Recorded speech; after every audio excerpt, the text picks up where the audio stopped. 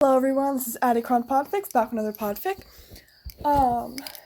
Today I will be reading Bird in a Cage, You Have the Key, Let Yourself Out by actually_Johnny. This is technically a Percy Jackson fanfiction, but it doesn't actually have any of the Percy Jackson characters, it's just the Greek gods. I mean, I'm sure their appearances, as described in the Percy Jackson books, but there aren't any of the demigod characters. Just saying that now. It is a two-shot, but I'm gonna do it in one part because it's 4,000 words total, so I'm just gonna read it all today. Anyway, let's start with the summary. Clipping a bird's wings is a controversial practice.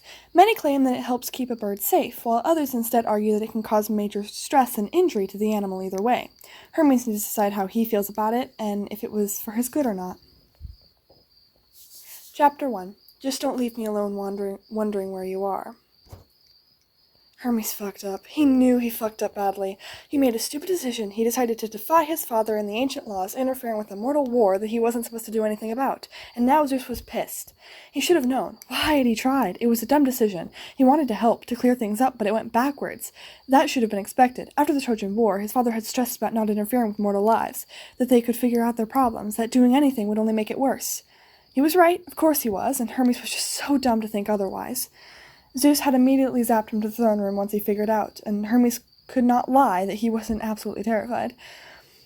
He hadn't gotten in trouble a lot over the centuries, much less zapped. Why did it have to hurt so much? He mostly flew under the radar, out of his father's attention. He still did nearly everything perfectly and got nothing for it. But this was one of the first times Zeus was actually mad at him. He should have known this would happen. This was all his fault, if he just stayed in line. Zeus's stormy eyes pierced through him, judging Hermes as he sat quivering on the ground, tears running down his face. George and Martha, the goddesses, were in his arms, and he was praying to some higher being that Zeus wouldn't target them. They had been unaffected by the lightning, so it didn't seem to care to hurt them right now. But he had heard or seen the stories of the bolt Zeus, his own father, targeting loved ones instead of the actual person. He wouldn't be able to forgive himself if the snakes got hurt because of his mistake.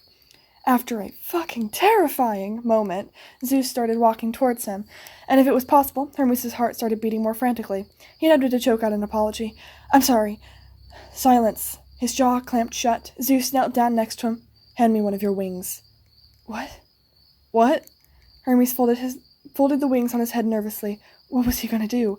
Zeus summoned a pair of scissors. Fuck. At the rate at which his heart went from beating as fast as it could to stopping, gave him whiplash. In less than seconds, he suddenly felt lightheaded and had to push down the feeling of bile that was threatening to escape through his throat. He felt George and Martha try to wrap themselves on his arms and attempt at comfort, though they stayed quiet. He swallowed to try and prevent a new flow of tears from rolling down his face. "Father?" A sigh echoed through the room. "Hermes, you know I do not want to hurt you, but I cannot let this disrespect of the ancient laws pass. I just wish you didn't have to force me to put you through this. Although it is better than the bolt, is it not? It seems fitting." Fuck. A spike went through his heart as he realized he was right. It wasn't that it was a lie. He was lying. His father was lying. He had messed up. He had made the wrong decision. He had decided to be an idiot and had to pay the consequences. Besides, he did not want to get zapped again, and his wings weren't that important anyway. He didn't really need them to fly. He had his shoes to do that. It didn't matter. They were just wings. So why did he feel so sick? Why did he want to scream and cry and throw up? Can he even throw up? And get the fuck away. Martha wrapped around his arm tighter and made him aware of the fact that he was shaking badly. God, what was wrong with him? They were meaningless wings. He just needed to get over it. Taking a breath as unnoticeably as he could, Hermes extended his wings. He bended them towards Zeus's direction. He stared at his codices, not wanting to look up and confirm what was happening, or his father's disappointment. There was a small voice in his head that was shouting, urging him to plead with his father, to leave his wings alone, to beg that he was so sorry, to get the fuck away.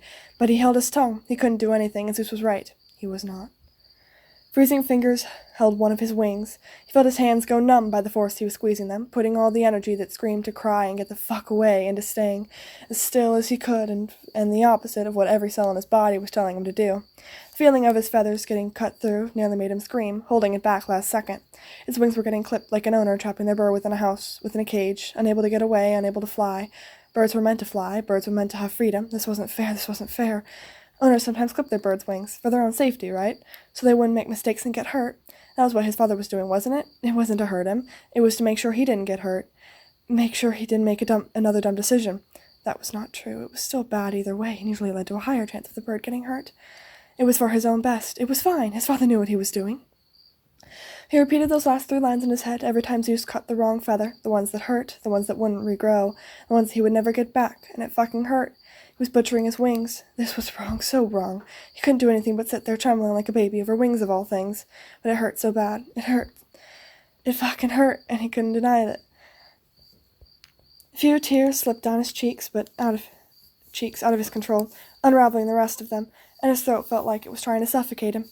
He stubbornly refused to look at either his snakes or Zeus, liking to stare at the ground.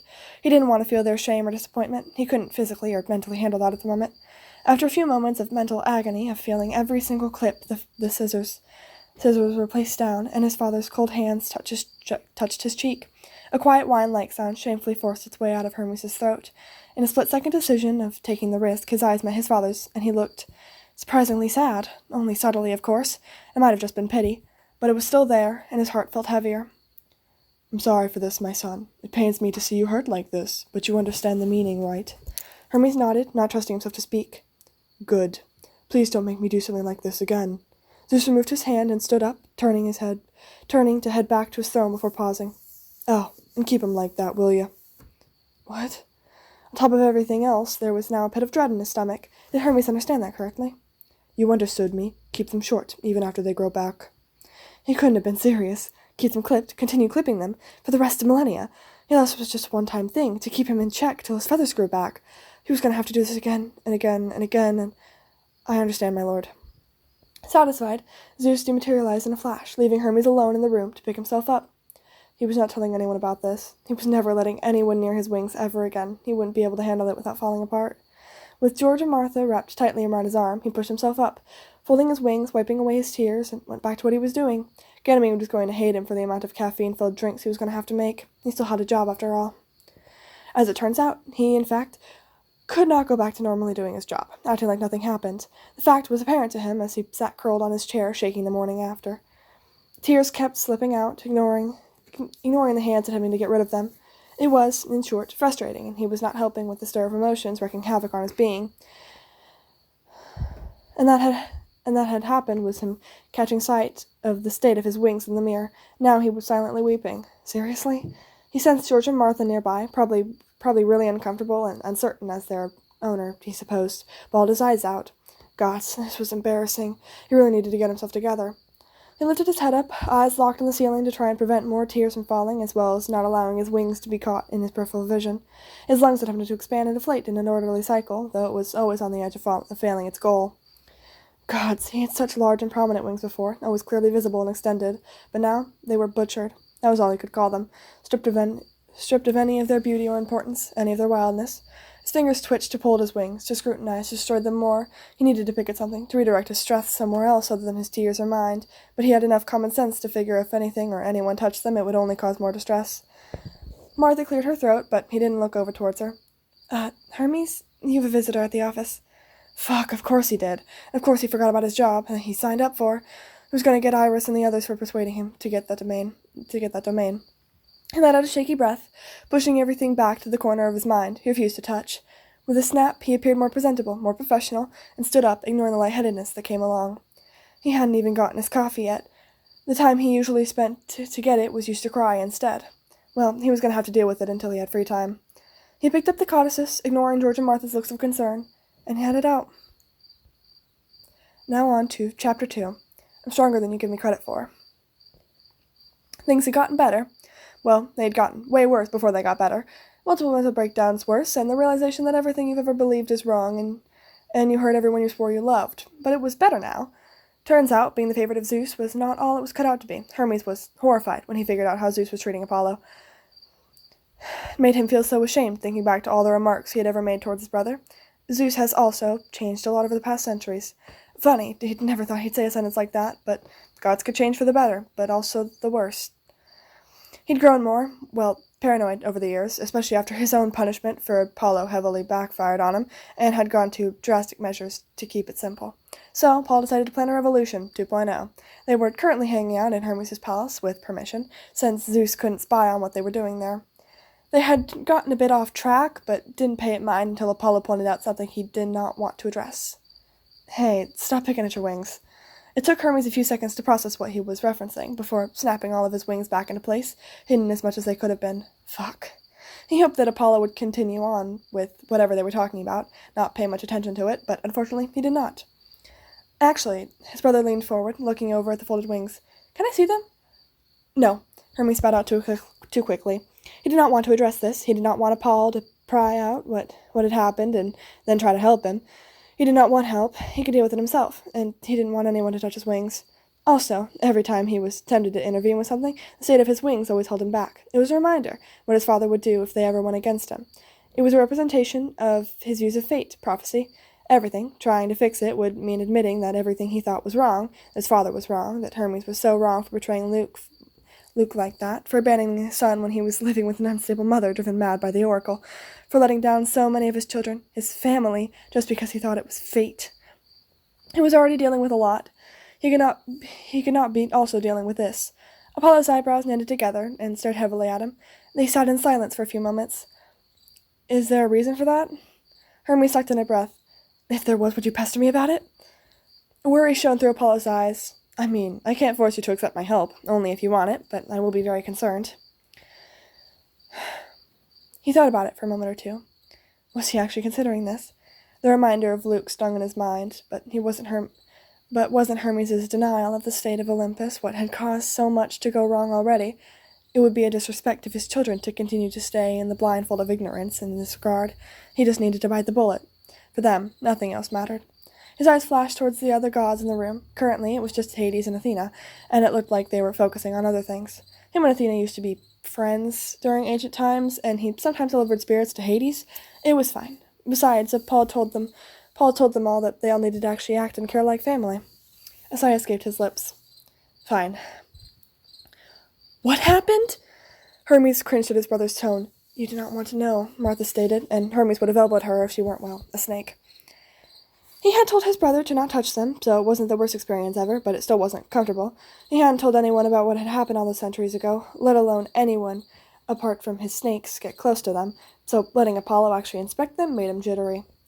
Seriously, Paul looked at him with wide eyes, worry sculpted on his face. What happened? Hermes swallowed, glancing at the other immortals in the room. You know how I tried to interfere with that one mortal war all those centuries ago? Apollo nodded, gears already visibly turning in his head.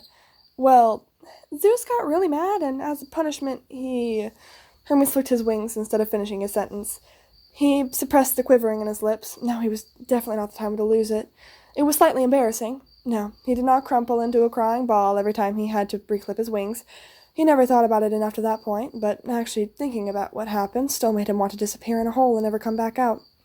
Paul's arms wrapped around him, holding him. Like always, his hug was warm like the sunlight on a pleasant day, like the sound of music. He missed his brother's hugs. Hermes took a deep breath to recompose himself, head near buried in his brother's shoulder. After a moment, Hermes pulled away, still looking down and fiddling with his fingers. Paula's hands glided down and covered his own, tapping. Can you heal them? Hermes' question surprised himself, voicing itself without a thought. Apollo's head whipped up, widening eyes mirroring his own. He must have seen the instant regret, because he then asked, Are you sure? Hermes' breath caught in his throat. On one hand, he was 99.99% sure he hadn't mentally healed from that moment. Had it been around a millennia ago? Yeah, but he also refused to think about it, ever. On the other hand, it had been around a millennia ago, and as he reminded himself 1,000,000 times before, they were just wings. Small things, it didn't matter. He could suck it up. It was for his children anyway. He just had to not think about it. He caught his snakes' concerned looks. Yes. All right, Apollo got up. Try not to think about it. Turns out, he could not do that very well. He trusted his brother, he really did, but that didn't change how similar this felt to the last time someone got this close to his wings. Hades and Athena also being basically witnesses helped. Hades silently did paperwork while Athena muttered at herself, occasionally glancing at them after Apollo filled them in on what was happening, if they truly weren't paying attention. Even with all that, it still felt too close for comfort, bringing back memories and feelings he had shoved deep into the back of his brain, memories and feelings that were supposed to not be looked upon ever again. Apollo sat behind him, humming softly as his fingers gently glazed through Hermes' wings, like how cold hands held his wings as they cut them. It was fine.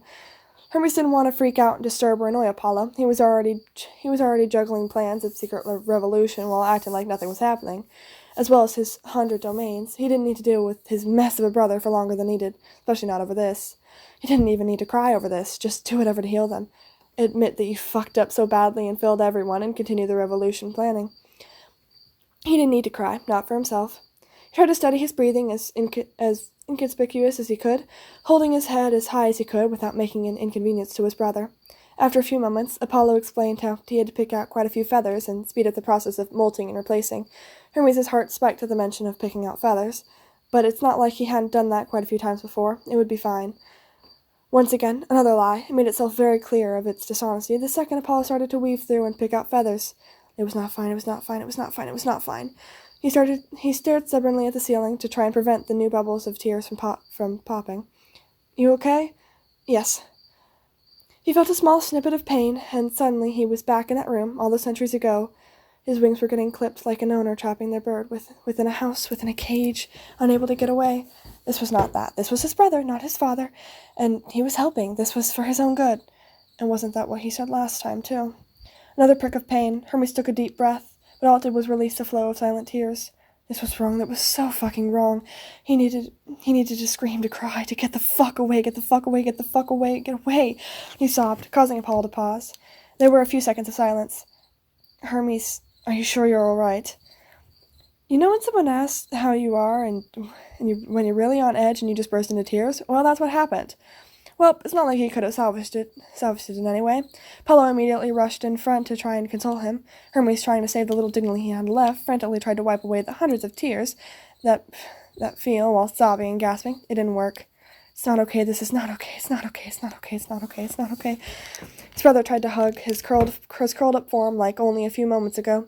He didn't lean into it, didn't feel like he could. I'm sorry, Hermes attempted to speak through sniffles. I'm really sorry. Sorry for what? Apollo interrupted, voice pressing. For crying? You're already doing a lot and then trying to help me, and I'm just making it harder. They're just wings, they don't matter, it isn't that big of a deal, but I'm still making it out to be, and I'm sorry for failing everyone, and I can't stop crying and feeling bad for myself, and then this isn't about me, and I don't matter right now, and...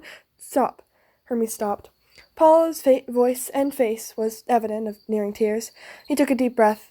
Hermes, no. I'm fine, and you can cry. Cry as much as you want. It's no big deal.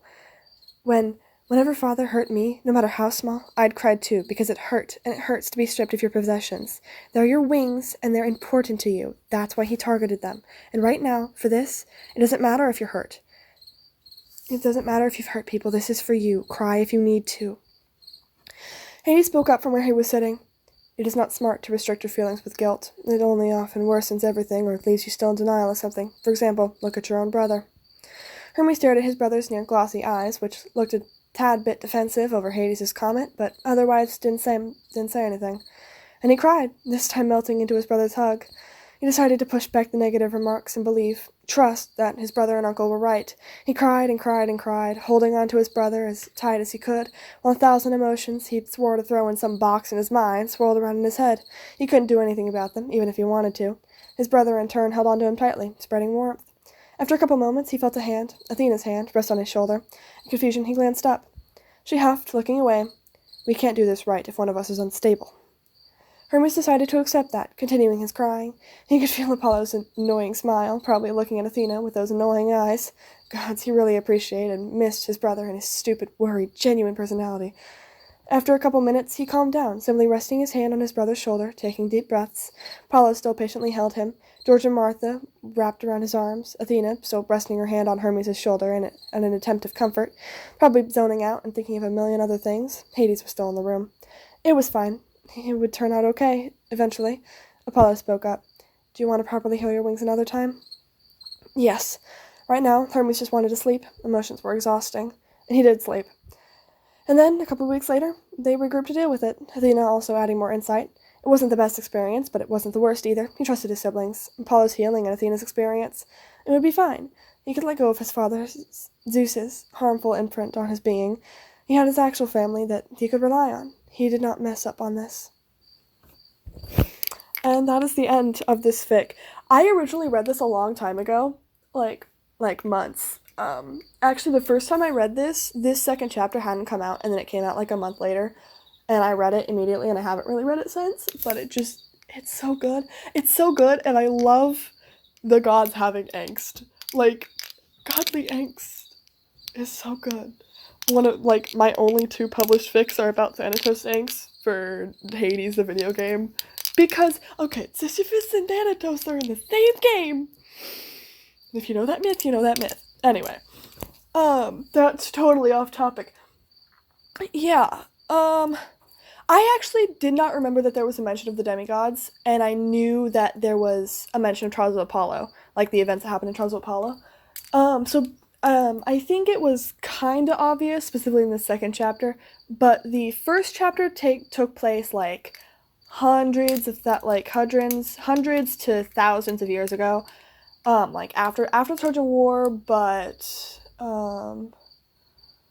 let me see, yeah, probably just, like, a little bit after the Trojan War, and then this chapter, the second one, takes place after Trials of Apollo. So, big time gap, but, you know, I think it was kind of obvious.